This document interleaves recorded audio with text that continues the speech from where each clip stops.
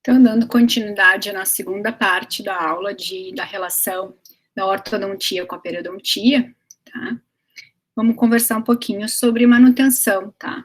A manutenção, então, nesses pacientes com periodonto reduzido, que estão em tratamento ortodôntico, eles precisam, então, como já conversei, consultas realizadas, então, periodicamente.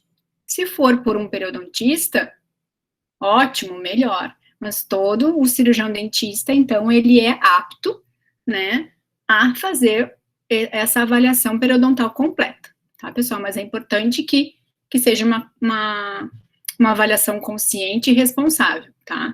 Até porque vai estar lá o teu CRO e a tua assinatura, tá? Mediante, então, a solicitação do profissional, do colega ortodontista, quando ele solicita uma avaliação periodontal para iniciar um tratamento ortodôntico, ele vai, então, pedir um laudo, né?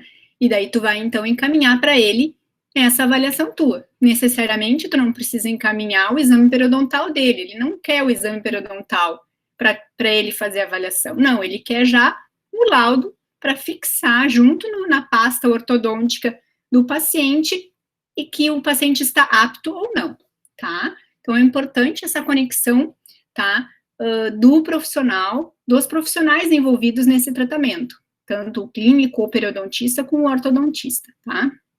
Então, as consultas de intervalo das consultas, então, são de acordo com a necessidade de cada paciente, como eu já frisei bastante anteriormente, conforme a demanda de doença desse paciente. Seria um paciente já periodontal, seria um paciente que tem já histórico de doença, em que nível que é essa reabsorção, esse rebordo reduzido do paciente, né? A instrução de higiene, então, personalizada, muito detalhada.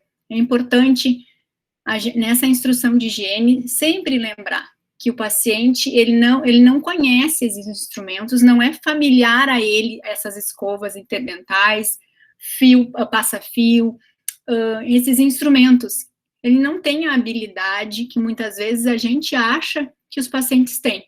Então, é importante não só orientar, né, explicar para o paciente qual é o objetivo de cada instrumento e qual é o objetivo, então, de cada um, mas a gente mostrar e fazer que o paciente treine com a gente, tá? Porque ele precisa ter essa habilidade, e a gente precisa saber se o paciente está apto realmente a realizar esse controle do biofilme com o instrumental que a gente indicar, né?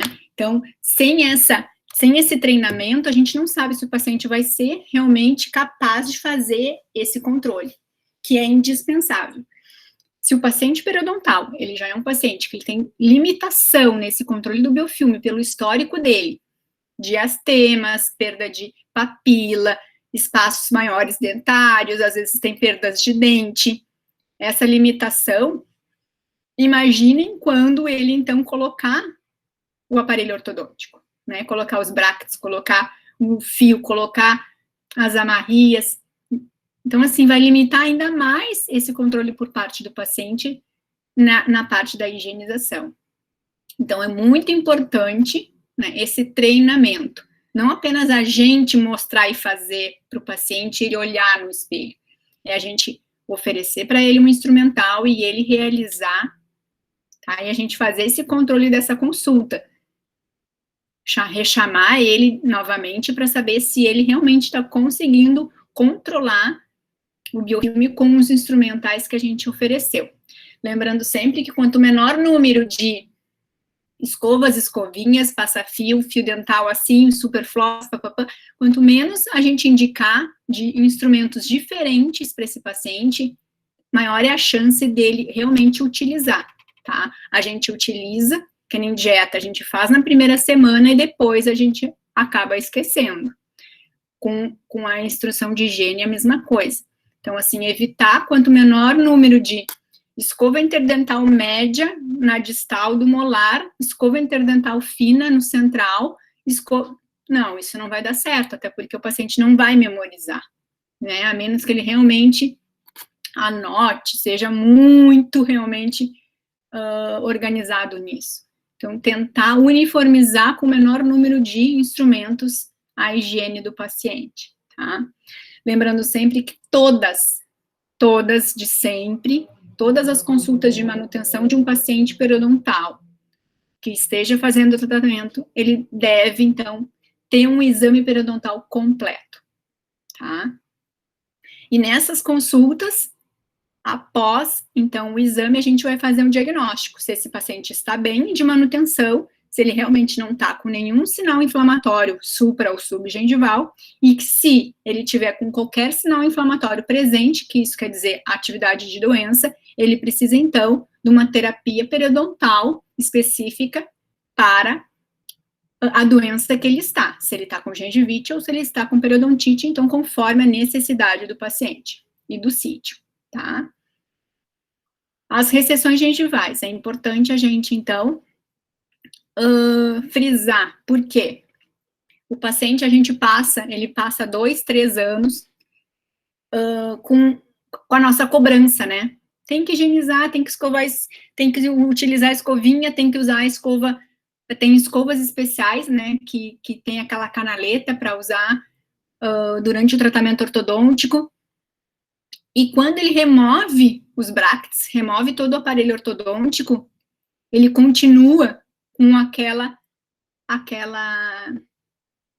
automatização, né, do tratamento, de limpar, e daí ele quer limpar mais ainda, né, porque daí ele quer, depois do tratamento periodontal, depois do tratamento ortodôntico, ele quer um tratamento clareador, ele quer um reabilitador, né, e ele quer limpar mais os dentes, e acabam, então, causando essas recessões gengivais pós-tratamento ortodôntico, em função da escovação traumática exagerada.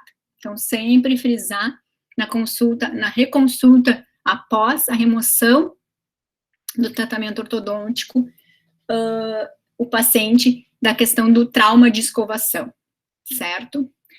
E é importante também, a gente observa que após a remoção do tratamento ortodôntico, a conclusão, né, que existe, então, as contenções dentárias, que são importantes no tratamento ortodôntico, e que, então, o paciente, então, ele tenha que ter essa consulta de manutenção periodontal, com um clínico ou com um periodontista, para 2 coisas, que são importantes que a gente observa. Primeiro, quando o ortodontista remove o aparelho, muitas vezes ficam aqueles excessos de resinas dos brackets, que o orto não consegue, não remove tudo, e acaba, às vezes, ficando na margem gengival, prejudicando o controle por parte do paciente do biofilme, né? Então, é uma coisa importante. Então, esses excessos é importante a gente, então, controlar e reorientar esse paciente após o tratamento ortodôntico, e a gente também, a questão da contenção, né, ver o quanto essa contenção, aonde estão localizadas, foram posicionadas essas contenções, e que se essas contenções não estão muito próximas da margem gengival, causando algum edema ou algum excesso de resina que possa prejudicar o controle por parte do paciente, tá? Observar bastante. Então, tem algumas características e algumas contenções dentárias pós-tratamento ortodôntico que a gente, então, como periodontista, a gente gosta mais ou menos, tá? Mas isso a gente tem que combinar, e quem vai determinar não é o periodontista, deixando bem claro que a condução e as escolhas de manutenção, de brackets, são sempre determinadas o tratamento ortodôntico pelo profissional especialista em orto, tá? Mas a gente pode, sim, combinar e conversar com o colega para a gente chegar no melhor para o paciente, para o tratamento dele. Então, eu vou agora passar com vocês 2 casos, tá? Esses 2 casos, eles não são meus, tá? Eles são do livro, um é do livro do Linde, tá? Que são, então, 2 casos de tratamento, então, ortodôntico, tá? Então, aqui, um resultado indesejado do tratamento periodontal, que é observado, então, como eu comentei já, que são essas áreas, os espaços negros, que se formam após o tratamento periodontal, tá? Porque a gente perde, então, rebordo, a gente tem essa papila invertida, e esse espaço, então, desagradável que fica, né, esteticamente desagradável que alguns pacientes reclamam, além das retrações gengivais, tá? Então, a gente percebe, esse paciente, então, concluiu tratamento periodontal e ele foi, então, encaminhado para um tratamento ortodôntico devido às papilas perdidas e alturas irregulares, então, das coroas dos dentes. Daí, então, foi encaminhado para tratamento ortodôntico e tratamento reabilitador após, então, a terapia periodontal, certo? Então, aqui, esse paciente, como que ele era, né, um paciente, então, adulto, do sexo masculino, com periodontite avançada, né, e migração patológica dos dentes. Algumas características que eu citei, né, que fazem, né, a movimentação ortodôntica, desculpa, a movimentação dentária em função da doença periodontal. Então, são sequelas, né, em função da doença, perdendo o rebordo, perde estabilidade, o paciente perdeu dentes posteriores, então perdeu essa altura, perdeu o stop da mordida dele, e faz com que, então, os dentes, então, tenham se movimentado na arcada, tá? Então, essa é a foto inicial desse paciente. Então, aqui a foto da arcada inferior, movimentação, giroversão de alguns dentes, né, a ausência de alguns dentes no arco também, aqui a arcada superior, a ausência de elementos dentários, dentes girovertidos, né, vestibularizados, afastados, então dificulta a higiene por parte do paciente e uma questão também estética, tá? Então, aqui, um paciente, então, no início do tratamento, radiografias iniciais da arcada superior e da arcada inferior, e após 7 anos, né, radiografia, então, dos dentes anteriores superiores e dos dentes inferiores, tá, das mesmas áreas, mostrando, então, a quantidade de rebordo ósseo, né, e a posição dos dentes após 7 anos de tratamento ortodôntico.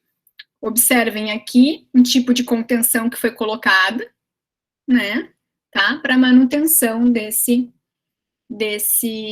dessa movimentação ortodôntica, certo?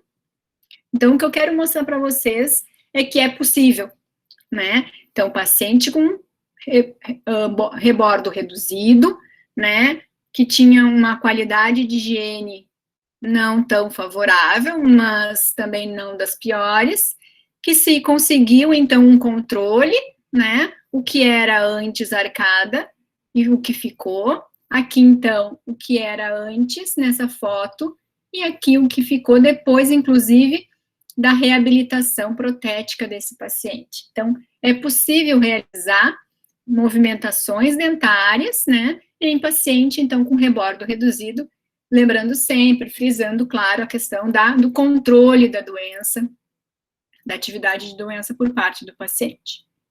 Né, então, aqui o senhor, né, antes do tratamento, possivelmente ele não conseguisse, então, fazer um selamento biológico dos lábios, em função dos dentes, então, vestibularizados, e aqui, então, após o tratamento periodontal, tratamento ortodôntico e tratamento reabilitador, né? Então, mostrando então, que é possível a movimentação ortodôntica e a movimentação e a reabilitação desse paciente após, então, a estabilidade dos tecidos periodontais. Aqui um outro caso, então, de uma paciente, então, adulta, do sexo feminino, com periodontite avançada, migração patológica também dos dentes anteriores. Aqui, então, observem quantos artefatos, né, ortodônticos para a movimentação ortodôntica, tá? Isso, então, a gente precisa que o paciente esteja muito consciente da higiene dele, né, do compromisso dele no controle do biofilme. Então, aqui a paciente antes da movimentação e depois da movimentação, né? Então, aqui, o antes e o depois só. Em relação às contenções, tá? Em relação ao paciente com rebordo reduzido, é muito importante, tá? O controle dessa estabilidade dentária ao longo do tempo, tá? A gente não diz para o paciente, tá? Mas esse paciente com rebordo reduzido, esse paciente periodontal, com histórico de reabsorções ósseas, ele vai precisar de uma contenção, tipo, para o resto da vida, né? Então, assim, a gente sabe que a recorrência da migração dentária após tratamento ortodôntico de pacientes que não permanecem com as contenções é muito grande, porque não tem tanta estabilidade do osso em função da quantidade óssea reduzida. Então, é uma questão mecânica. E para isso, então, é importantíssimo a manutenção das contenções, tá? Permanecer com as contenções por tempos, tipo, indeterminado, tá? E isso gera o quê? Que essa contenção, quando o paciente é periodontal, a gente precisa saber que realmente ele está utilizando a contenção. Então, a gente indica que sejam contenções fixas, porque a gente tem a opção, né, de fazer aparelhos de contenção removível, que podem ser utilizados também. Mas os aparelhos de contenção removível, a gente não tem como prever se o paciente realmente está utilizando ou não. Então, a gente não tem essa certeza. Então, a gente prefere, né, que sejam contenções que sejam fixadas, tá? A questão da movimentação ortodôntica e das contenções que são diferentes nos pacientes adultos e nos pacientes que são criança. A questão anatômica, a questão biológica da reação tecidual, né? A gente sabe também a questão do periodonto intacto. Existe, quando o periodonto intacto é aquele que está completo, né, que está sem prejuízo nenhum de forças, ele recebe forças dos lábios, da língua, das bochechas, né, então existe um equilíbrio das forças sobre esse periodonto intacto, né, e que o ligamento periodontal presente nos dentes, ele age como um amortecedor também dessas forças, tá? E quando, então, tem esse periodonto intacto, existe uma harmonia dessas forças, sem prejuízo nenhum ao rebordo ósseo.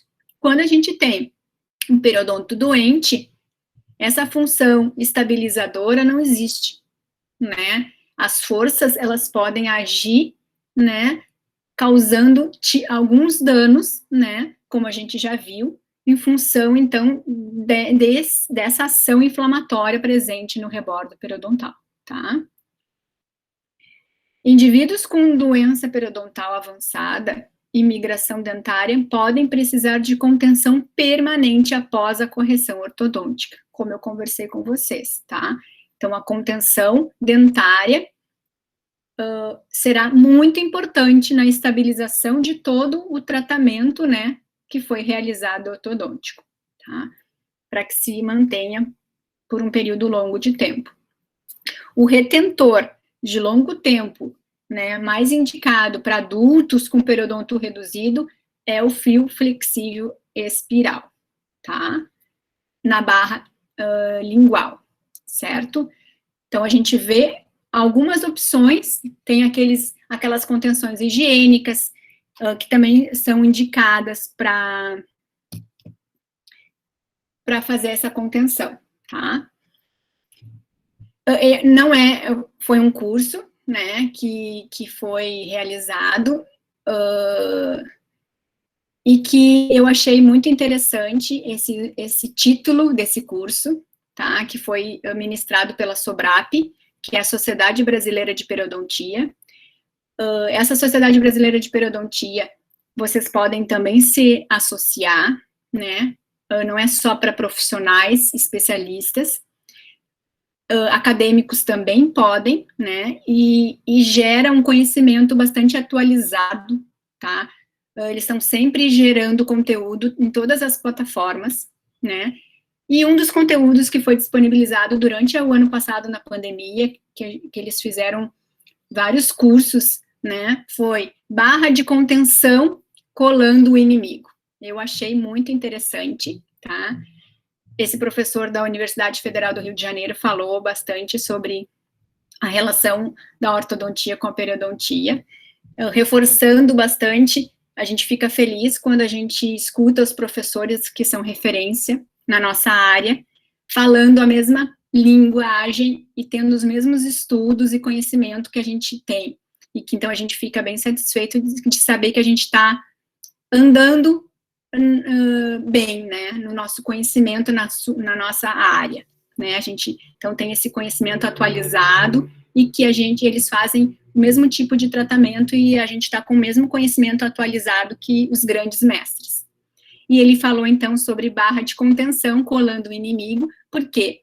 Porque a barra de contenção é uma região que dificulta a higiene, e daí aqui ele conseguiu, então, essa foto, né, dele, né, eu vou até que colocar aqui embaixo, que foi uma imagem cedida por ele, do material dele, que diz, então, a contenção do príncipe Harry, que é a contenção, então, utilizada por ele, que é uma contenção, então, que a resina é fixada nos caninos, no 43 e no 33, e que nos demais dentes não tem resina.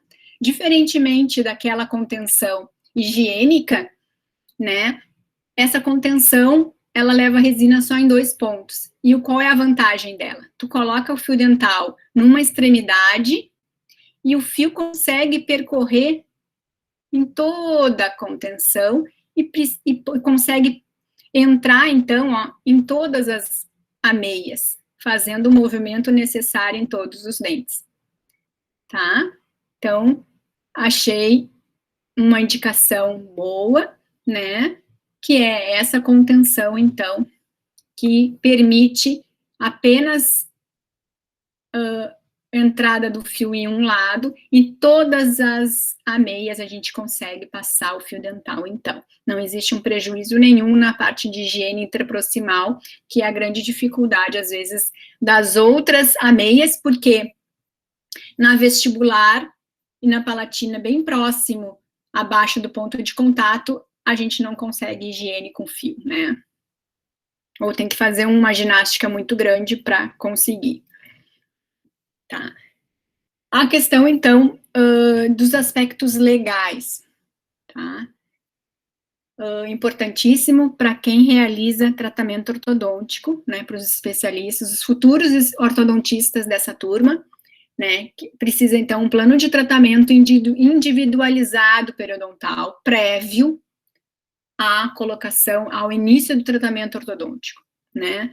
Então, o ortodontista, ele deve, sim, solicitar para o colega, para o periodontista ou para o clínico, o profissional que esteja atendendo esse paciente, uma avaliação, uma análise de alta, uma avaliação por escrito, sempre por escrito, da alta periodontal desse paciente, dizendo que esse paciente está apto a receber um tratamento ortodôntico, tá?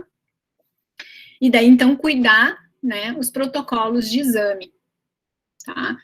Realizar sempre os exames periodontais completos para diagnóstico correto da doença. A gente não pode, então, jamais liberar um paciente com doença ativa.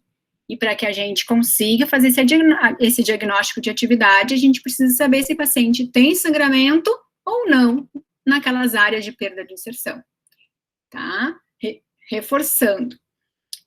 A questão das técnicas de documentação, que é clássica, que já é sabido, que vocês já sabem, que a ortodontia muito bem faz, que é a questão das radiografias e fotografias prévias ao tratamento ortodôntico, né?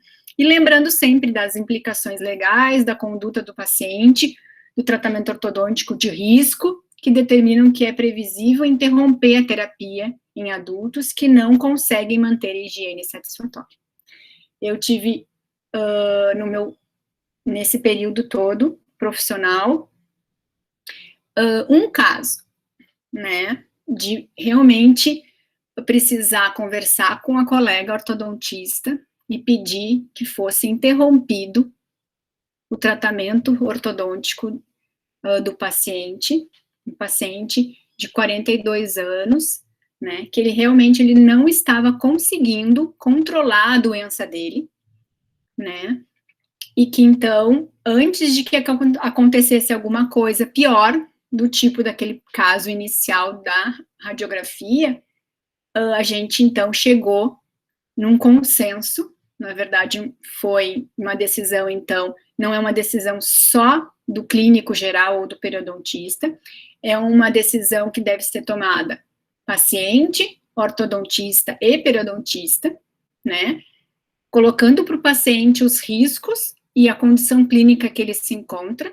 Não é uma decisão fácil, porque no momento que para o tratamento ortodôntico, tem que, às vezes, remover o fio, colocar, remover bracket, dependendo da situação, o paciente, então, a questão financeira entra também, vai parar de tratar, vai parar de pagar, não vai pagar, então tem muitas situações, uma situação muito constrangedora, né, para o profissional, mas foi necessário.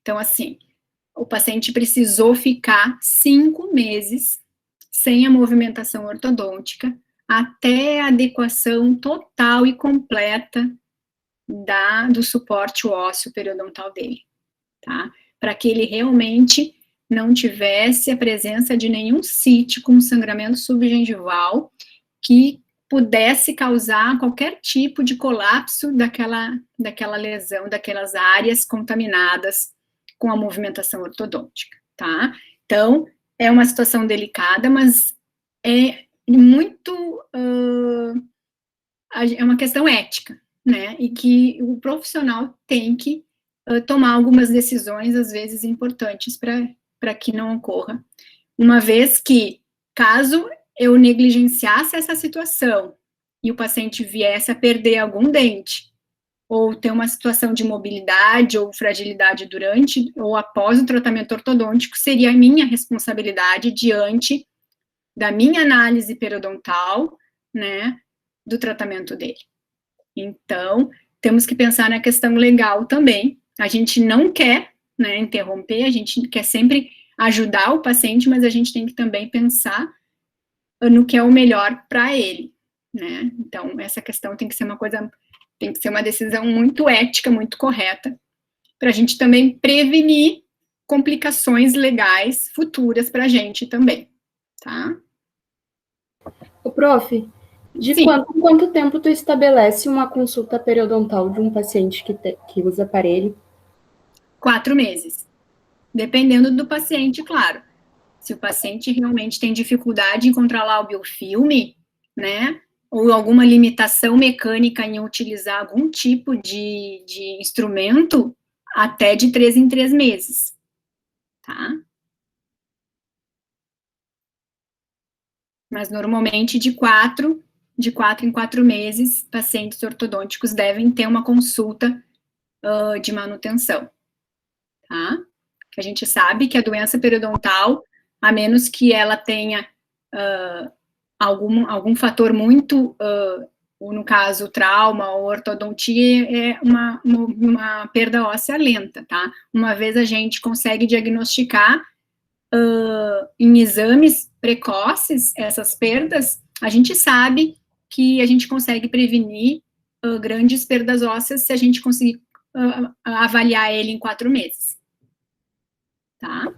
Mas isso realmente vai depender do nível de perda óssea que ele tem já, né, presente, do histórico dele de doença periodontal que ele teve, do comprometimento do controle do biofilme, certo? Então, às vezes, o que é, às vezes, muito prático, tá? Quando a gente trabalha junto na mesma clínica, né, no mesmo espaço físico que o ortodontista, que é uma maravilha, né? Na consulta de manutenção ortodôntica, a gente marca uma consulta casada. Então, ele passa no orto, remove o fio ortodôntico, né? Remove o que facilita, passa no caso, no periodontista, ou no exame no clínico geral, o clínico realiza toda a profilaxia, o exame periodontal completo, radiografia, se for necessário, de alguma área. Se está tudo ok, volta no orto e recoloca o fio.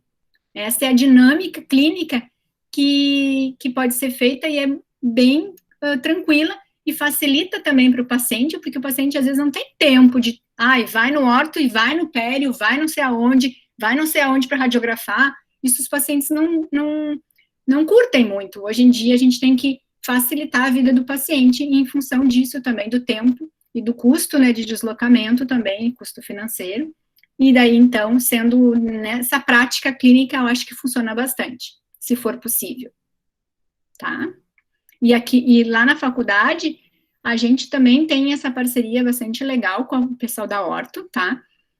Apesar da gente não estar na clínica junto, mas muitas vezes os professores estão na faculdade, a gente combina, né, quando são pacientes que a gente precisa da avaliação, ou pacientes da Orto que estão em tratamento ortodôntico lá na faculdade mesmo, que são encaminhados para a gente tratar, a gente então tem esse diálogo direto com o pessoal da ortodontia, né, do especialização e os professores, e que a gente consegue então fazer essa parceria de remoção do fio no mesmo dia, vai lá, a gente então combina, organiza, discute os casos, e a gente então consegue fazer um trabalho bem legal com os pacientes que necessitam lá da faculdade. Certo?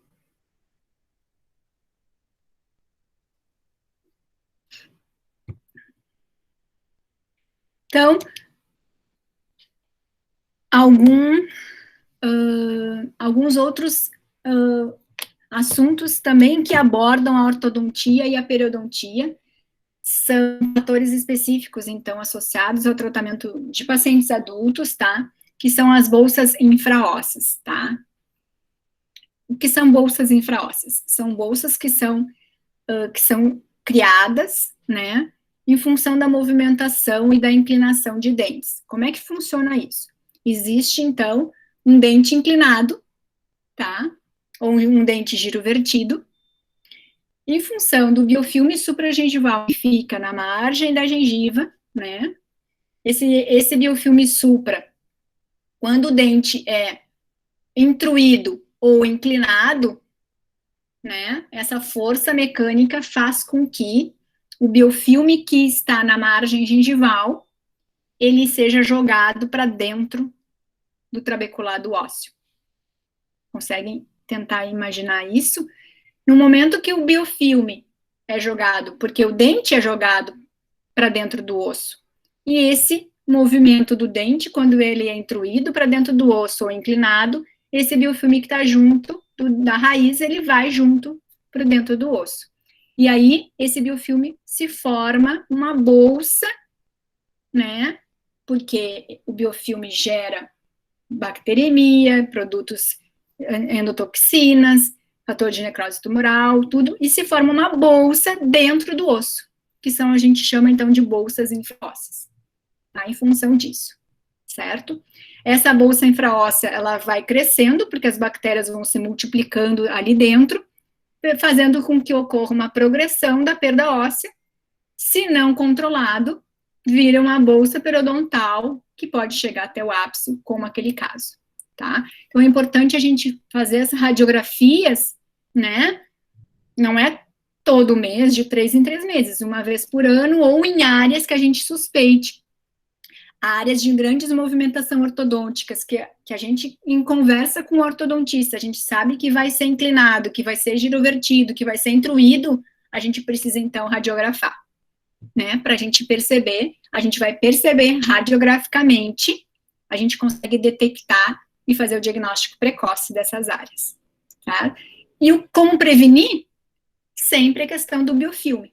Se não tiver placa bacteriana, biofilme supragengival ao redor daquela área que está sendo intruída ou sendo inclinada, a gente tem certeza de que essa bactéria não vai ser jogada para dentro do osso com o dente, porque não tem. Então, o importante é esse controle por parte da ortodontia, que a ausência de biofilme supra na área, isso nos leva a saber que não vai se formar essa bolsa infraóssea, porque para formar a bolsa infraóssea eu preciso da presença do biofilme ao redor da margem gengival. Tá? Então, a ausência desses sinais, do IPV positivo, ou ISG positivo daquela área, eu tenho segurança de que eu posso inclinar, eu posso intruir aquela área, porque não tem placa ali, certo? A eliminação, então, da infecção sub das bolsas infraósseas, se ela for realizada antes da movimentação ortodôntica, deve ser realizada, então, iniciada. E nenhum efeito, então, nocivo aos níveis de inserção será observado. Então, assim, se a gente percebe essa infecção subgengival prévia, né, essa bolsa infraóssea, antes da movimentação ortodôntica ser iniciada, a gente faz esse diagnóstico precoce, a gente, então, realiza o tratamento necessário, que é a raspagem subgengival, né, e nenhum efeito nocivo nos níveis de inserção ou na quantidade de rebordo ósseo vai ser observado, vai acontecer, né? Então, sempre o diagnóstico precoce, sempre a presença de biofilme, sempre a presença de gengivite é um sinal que fica alerta para a gente, então, monitorar aquela área, para que a gengivite não vire uma infecção sub, que não vire uma periodontite, que não vire uma bolsa infraóssea com a movimentação ortodôntica, tá? Então, tudo que for precoce, né, que a gente fizer o diagnóstico quanto antes, melhor sempre para o paciente, né? Então, aqui um caso de movimentação da área, que é um dente, então, parcialmente edêntula. A gente percebe, então, um paciente que teve perda dentária, muito provavelmente precoce, do primeiro molar inferior, né? Então, aqui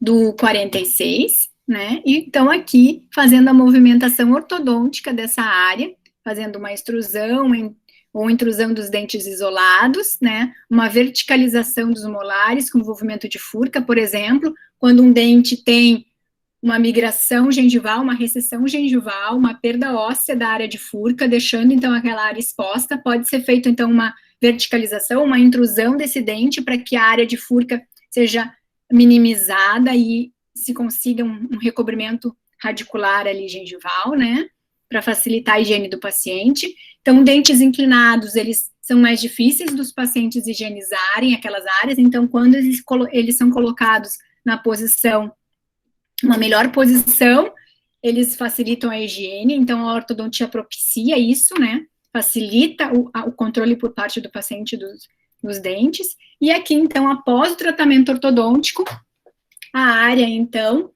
dos dentes, então, reposicionados de uma forma muito mais satisfatória, né, uma oclusão melhor por parte do paciente, um espaço para futura reabilitação, diferentemente daquele caso que eu mostrei, que tinha um molar inclinado e que foi colocado um implante com planejamento errado, né, vamos dizer, né, a colocação do implante pode ter sido perfeita, né, tecnicamente a reabilitação protética, mas o planejamento daquele caso não foi satisfatório ao longo do tempo, né.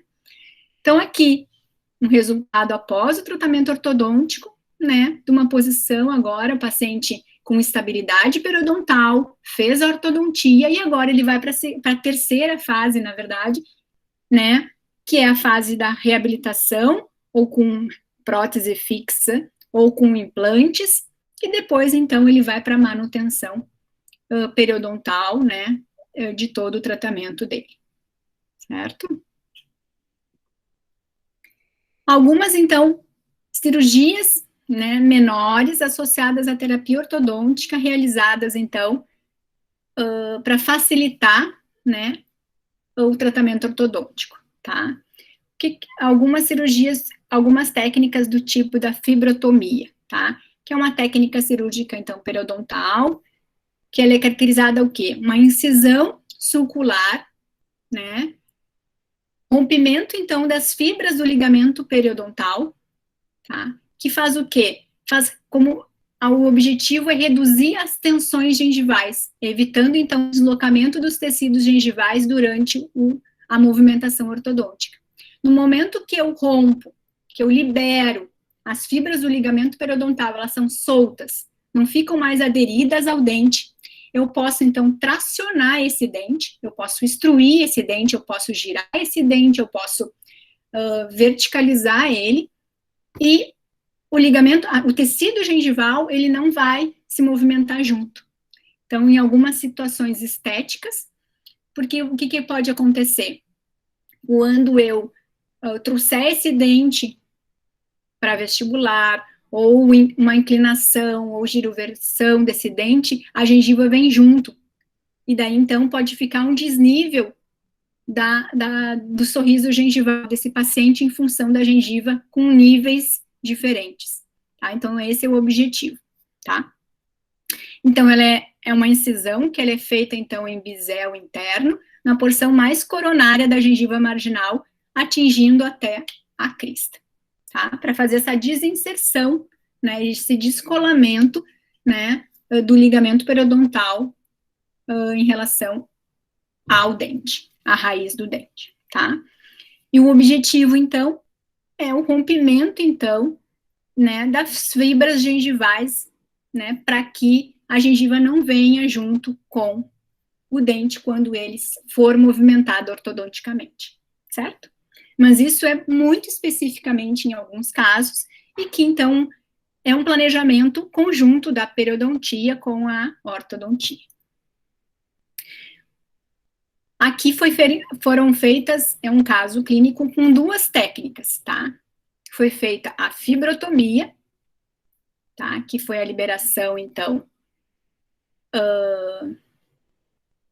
desse tecido, e a frenotomia, que é o freio labial aqui, tá?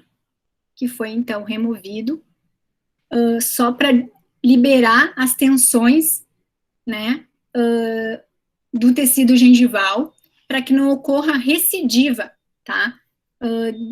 Do diastema dos dentes, então, que foi, então, provavelmente feita essa movimentação ortodôntica, tá?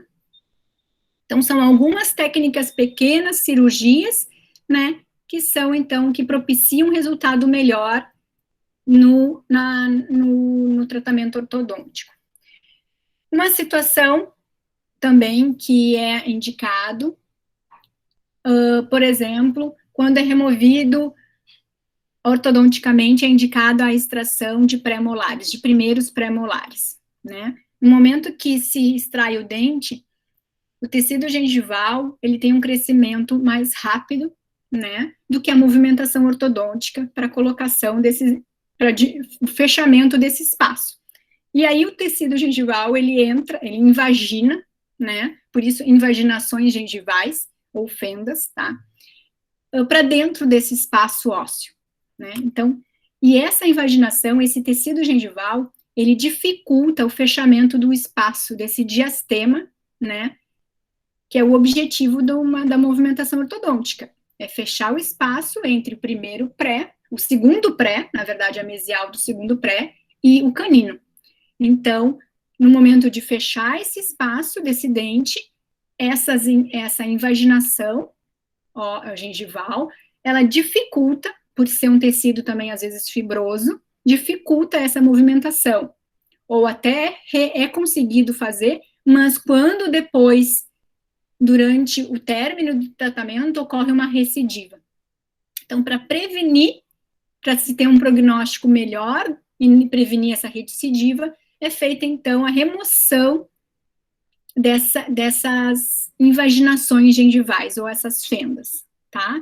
Então, é removido esse tecido fibroso de dentro, então, do trabeculado ósseo, que fica, então, esse tecido bastante fibroso, que dificulta, então, que essa área, então, dos dentes, tá? Ou também, às vezes, é realizado gengivectomias, né, que é a remoção gengival, né, apenas da gengiva, de algumas áreas aonde os tecidos ficaram com excesso, né, durante a movimentação ortodôntica, por algum movimento ortodôntico ou por algum sinal inflamatório dos bráquetes.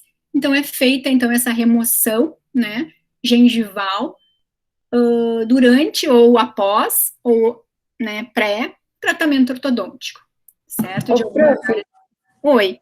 tem alguma que, tipo, algum dos períodos seria mais indicado, tipo, fazer antes do tratamento ortodôntico, durante ou após? No caso das invaginações, é feito... Da gengivectomia mesmo, não sei. Da gengivectomia? Isso. Sim, se a gente percebe aumento de volume gengival, né, que seja esteticamente não favorável, que vá prejudicar o tratamento ortodôntico, se a gente consegue diagnosticar isso antes, a gente já realiza o procedimento antes. Mas muitas vezes, esse aumento de volume, ele acontece durante o tratamento, em função da movimentação ortodôntica, né, que joga o dente para uma determinada área e que faz com que essa gengiva cresça ou se movimente de uma forma diferente do que estava. E daí é durante o tratamento mesmo, daí não precisa parar, não precisa nada. O que precisa fazer? Precisa ter para fazer qualquer tipo de procedimento cirúrgico. É sempre estar com saúde. A gente não tem como fazer uma gengivectomia num tecido inflamado, a gente não tem como fazer essa remoção das invaginações ou a frenectomia, ou sempre em sinal inflamatório presente. O paciente tem que estar num controle supragengival inflamatório adequado. Mas a necessidade do procedimento, ela pode acontecer em qualquer momento, desde que seja diagnosticada a necessidade. Certo?